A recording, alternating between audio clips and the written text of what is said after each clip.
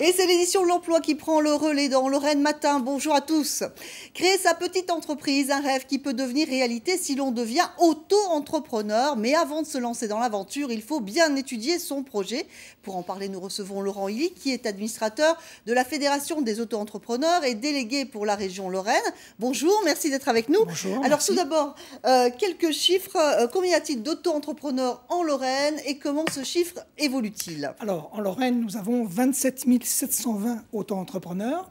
La création des auto-entrepreneurs depuis le début de l'année, arrêtée au mois d'août, elle est de 4 872 auto-entrepreneurs, Oui. ce qui représente 52% de l'ensemble des créations d'entreprises en Lorraine, et c'est plus 4,15% par rapport à l'année 2013. D'accord, voilà, ça c'est des chiffres très précis. Alors on va revenir quand même sur le régime de l'auto-entrepreneur.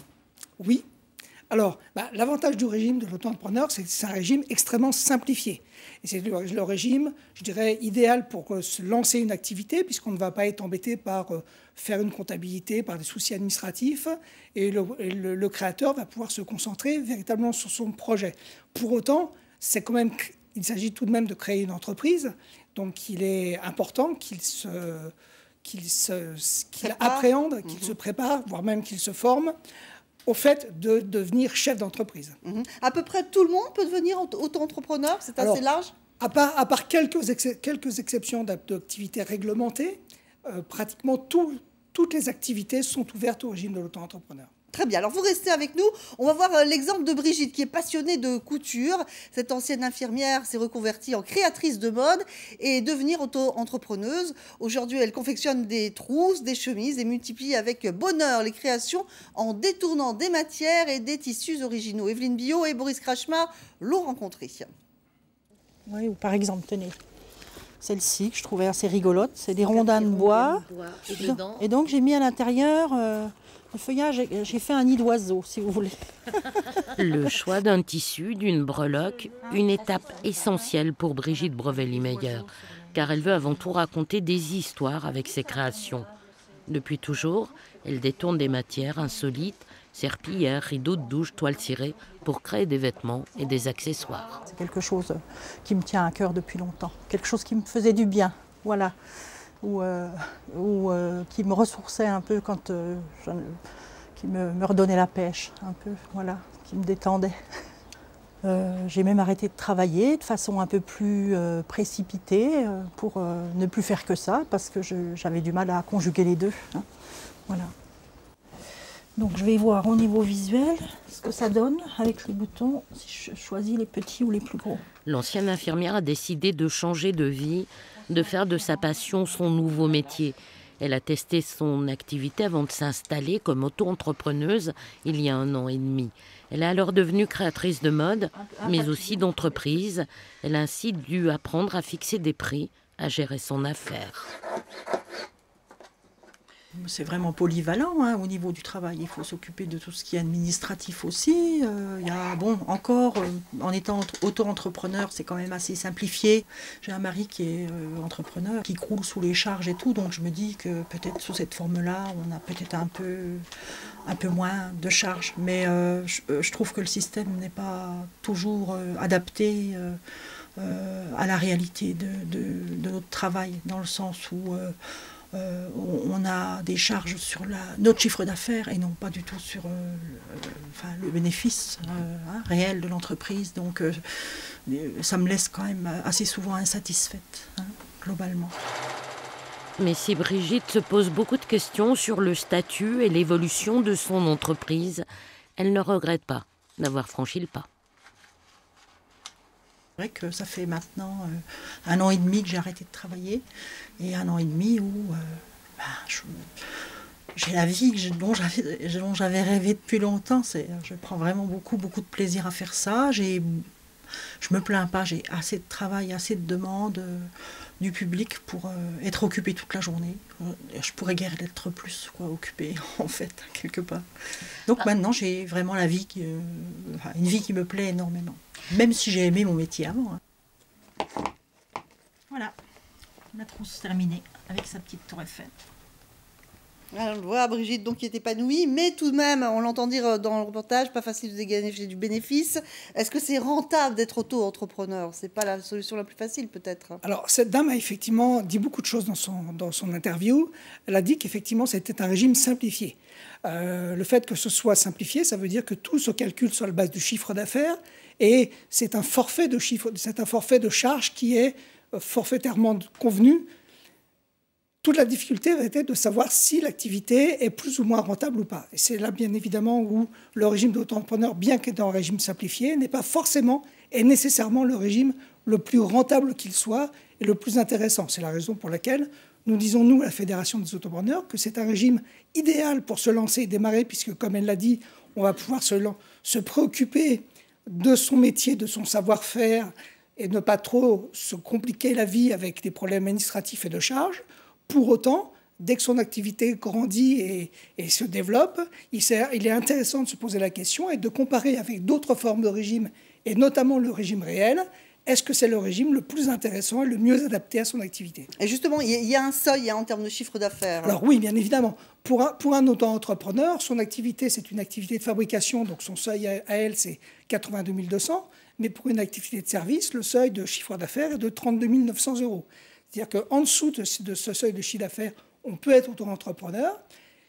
Au-delà, il faut sortir du régime. Et c'est aussi un deuxième problème de la majorité d'un certain nombre d'auto-entrepreneurs, c'est de ne pas savoir anticiper suffisamment tôt, suffisamment à l'avance, à quel moment doit-on sortir du régime et adopter soit une autre forme d'entreprise, soit tout simplement un autre régime fiscal. D'accord. Alors, rapidement, pour conclure, vous êtes responsable de la cellule formation au sein de la Fédération pour les auto-entrepreneurs. Vous proposez donc des cycles de formation. À qui vous le proposez?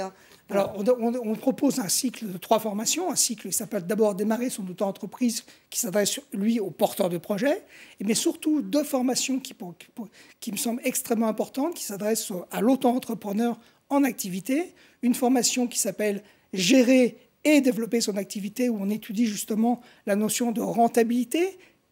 Comment on calcule la rentabilité de son activité et quelle est-elle exactement? Parce que bien souvent, ils ne le savent pas. Et puis une 3e formation qui s'adresse, eux, cette fois-ci aux auto-entrepreneurs qui sont proches des plafonds, qui envisagent de sortir de ce régime, qui est auto-entrepreneuriat après, où on présente les différentes alternatives à l'auto-entrepreneuriat. Très bien. Bien, merci beaucoup, Laurent Elie, de nous avoir apporté toutes ces précisions sur le sujet. Merci beaucoup. Merci beaucoup. Place à présent à nos offres d'emploi avec l'agence d'intérim Alliance d'Esch-sur-Alzette.